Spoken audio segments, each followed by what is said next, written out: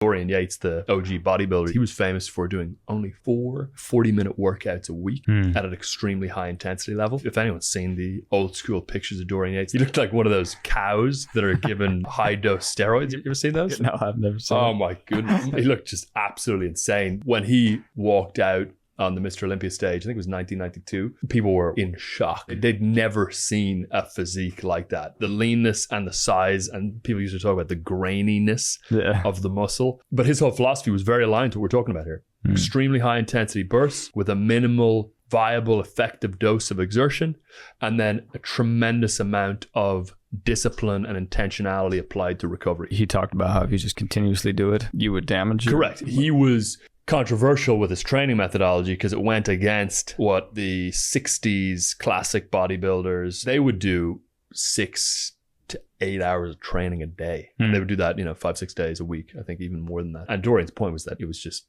very ineffective after a certain threshold. You're much better off oscillating between that kind of high intensity exertion and then recovery and renewal so that you get super compensation rather than continuing to exert, just hitting a plateau and hitting diminishing returns and then just continuing to exert even though no increased output or capacity is occurring or being generated. And you just end up risking damage. And you end up just plateauing. After the first hour or two of weightlifting is done, are the remaining 4 to 6 hours contributing to an outcome? Dorian Yates' argument was no. You can make the same argument for entrepreneurs, which is after the first 8 hours of extremely high quality, high leverage, goal directed work is done, is the extra 4 or 6 hours across a macro time scale actually increasing output and accelerating progression? Very often, no.